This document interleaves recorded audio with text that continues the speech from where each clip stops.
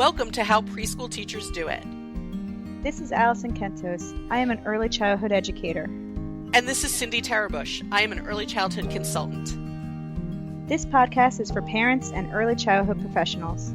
Let our experience and research-based knowledge become your guide. Hi, preschool peeps. Hi, peeps. Welcome back to the podcast, and we hope you brought people with you. Yeah. We hope you're telling people. Today, I guess it's related to sort of telling people. I didn't even think about that before You're so good with these segues. years of practice. We don't do any of this. No. We just fly by the seat of our pants. We hit the button and we're like, there we go. I have no idea what she's going to say ever. Yeah, just so you all know, this is completely we talk a little bit about the topic before the episodes, but what we're going to say is completely unrehearsed. Yeah. Because most of the time when I start saying, you're like, no, save it. Yeah, when we're talking about what topic are we going to do? Yeah. So today we're talking about when we now, this long after things like lockdowns and major use of technology to connect to people, though I still work that way. I know that in early childhood programs, in public schools, and in many educational settings, the powers that be are trying to get away from using technology this much. Look, I can't even speak. This much. Can't even talk anymore. and the question is, when we're talking about partnering with families, is that really wise? So I'm going to tell you just a little story of something that happened to me for you to ponder, and then we'll talk more about it. As you know, I provide a lot of professional development. I also do family education sessions for programs and schools who want families to understand things having to do with behavior or curriculum, or, they'll bring in the person from afar to talk about it. And that's often me. So I was going to a school to talk with families. And when we set up this session, I said to them, I can host this on Zoom so that a lot of people can attend. And they said, no, we want to get people back in the building. We don't want to offer Zoom as an option, which I knew was going to impact the attendance of a family. Folks, I do this all the time. I do it in person. I do it online. Strictly online. Yeah. I'm here to tell you that for families, we always get more people online. So she would. Of course you would. So at any rate, I said to this school system, I think you really need to think about offering Zoom as an option. You're doing this at a busy time of day for families. They have to feed their children dinner. They have to get them ready for bed. They may not want to leave the house. Yeah. The day of the event, it's pouring rain. I go, and keep in mind that they're paying me to do this, right? So they're using money for me to be there. Yeah. I go, we had a handful of people. They're bemoaning the fact that nobody came when they were trying to force them to come. And I turned to them and I literally said to them, it never rains on Zoom. I couldn't help myself. No, because you told them. It's not like you didn't try to warn them. I warned them over and over what was going to happen with attendance. This is my work. I know what happens. Families appreciate options. Why are we not giving people options? That's what bothers me. Like they could have done that event on Zoom, like had a camera set up where they can watch you and had people come in to person if they wanted to do that too. The option should be there. I agree with you that the option should be there. Yeah. I advertised the option to the people who were hiring Correct. Me. I said, this is what you should do. Yeah. They said, I'm going to say it again. They said, we want to force people to come into our building. I'm trying to still figure out why. as one of my sons would say, many weeks later, I'm still trying to figure out what's our point. Okay, what's the point? Because I have a similar situation, not in the school I work at now, the school I worked in last year with parent-teacher conferences. It was the same thing. These were parents who could not get time off of work, could not even drive there, and yet I was told, no, they must come here in person if they want a parent-teacher conference. And I just thought it was inappropriate. I thought it was wrong that you were forcing these people who need their work That's so wrong. to take an afternoon off of work, get a babysitter, get a taxi because they didn't have cars, just to come on something that I could have done on Zoom or on a phone call. And I thought that was really wrong. And they said, nope, there is no option. And I thought it was horrible. Can we take a minute to remember what all these things, family education, parent-teacher conferences, can we remember who this is about? This isn't about this. I'm trying to put this so diplomatically right now, but Alison, Yeah. Alison knows I'm not having the most diplomatic week of my life. Okay. So here's how I'm going to try and put this diplomatically. This is not about the powers that be, about the administrators. This is not even about the teaching staff. This is about connecting with families in the way in which they need us to connect so that they can be involved in their child's early childhood experience. It's not about you. It's not about you. It's not about you. What it's about is, do you want to partner with these families or not? That's what it's about. It's really the bottom line. However, I need to do that, be it through email, phone call, Zoom, or in person, that I will do. I don't care how I meet with you, as long the goal is to meet with you. Right? Right. You're right. Like, and I've also been told that some schools, like, if they can't fit this into their schedule in these 3 days, then they don't get one. It's particularly with parent-teacher conferences. Oh my God. If they can't come during these 3 assigned days where we're having a half day of school, because I've offered, like, hey, I can meet with you next week, but the principal's like, nope. If they can't make those 3 days, they don't get one. And I think that's wrong too, because you're forcing them on those 3 days to come. Or I would have said, hey, can we do it on Zoom? And they're always like, no, it's gotta be. No, why? I don't get it. In New Jersey, I facilitate trainings having to do with developmental screening. And one of the messages that I always want to get across to the workforce is that it's not our job to force anybody to do anything. Our job is to support people. We're here to support the children. We're here to support their families. And we need to support people in the way that they need to be supported. This isn't about me. So, this episode is releasing in the summer. Yeah. Before the beginning of the school year. Yeah. And well before intentionally, things like back to school night, meet and greets, parent teacher conferences. Yep. Alison and I don't plan a script, but we do look at topics and think, when would this be applicable? Yeah. Right. And we've been talking about this topic for a while. We put it now because you still have time to share it with whoever needs to listen to it, or to reconsider yourself. What are we doing when we say to families, you must come in? We're not going to offer you Zoom. We're not going to offer you Teams. We're not going to offer you whatever you have. We're not going to allow you different times. Because to me, the meet and greet is like that, right? If you can't show up at this 1 hour time we got going on in August, sorry, your kid doesn't get to see the classroom. And for me, I'm like, hey, if I'm going to be there setting up, I don't care if you show up. Or let me take a video of the classroom so they at least have some idea. Like, what? Why not? I keep just going back to the question, who is this about? I know. The National Association for the Education of Young Children, NACCE, and some of you have heard us say this before, and the resource, I believe, is on our website. They give us a code of ethical conduct and a statement of commitment. The second section of that ethical code is about our obligations to families. Nowhere does it say you must force them to come into your 4 walls. The pandemic was a terrible time. It was traumatizing. No one enjoyed it. I don't think, except, I don't know, maybe someone did, but most people did not enjoy this time. We all struggled in various ways because of it.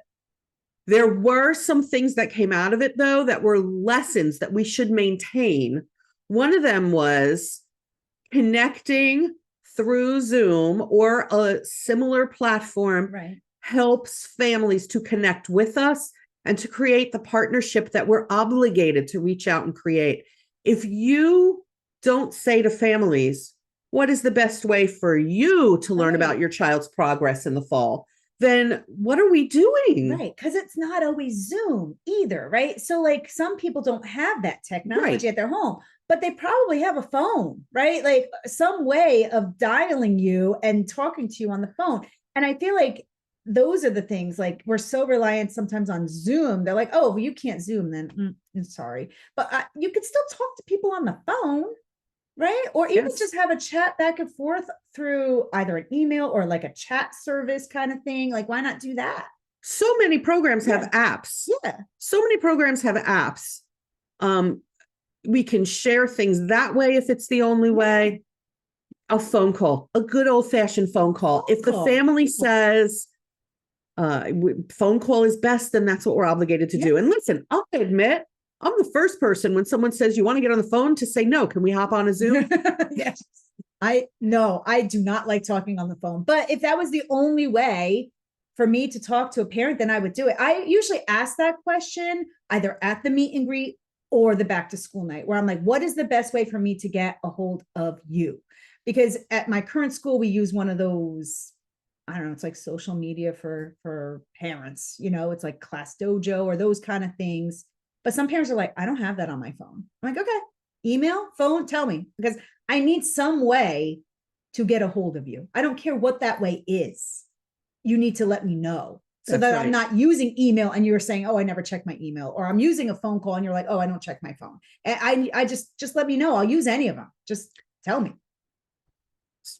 If we circle back to this topic of trying to force families in. Yeah.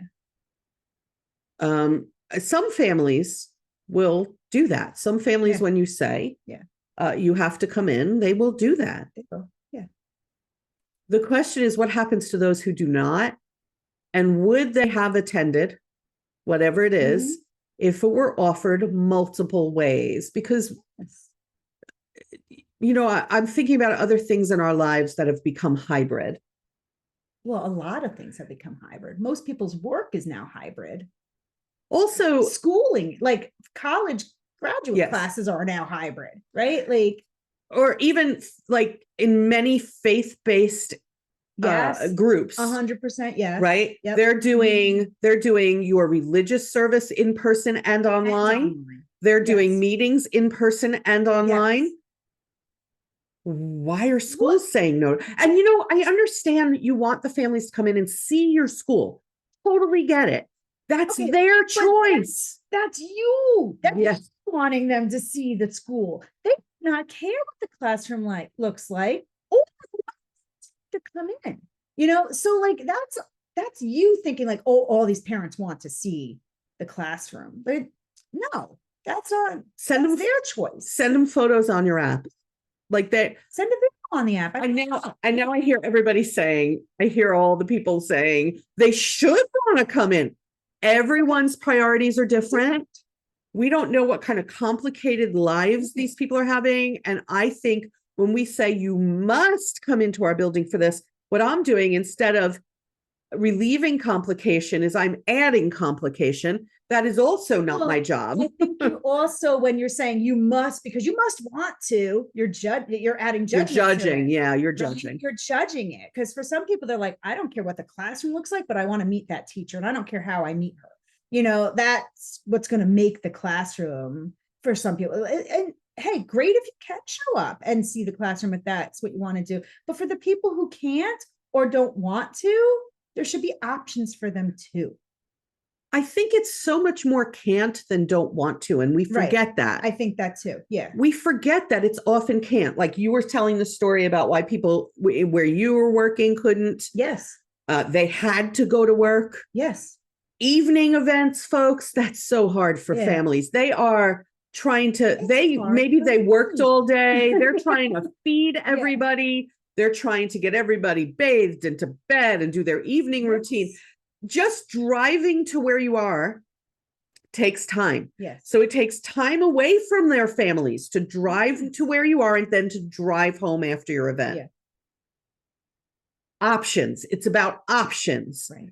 2024 should be about options because we know how many there are now. Yeah. And like we were saying, the whole world is pretty much hybrid now. So Yeah. I don't know why schools were so quick to be like, oh no, we're going to go right back to the way we were when there were so many good lessons that were learned.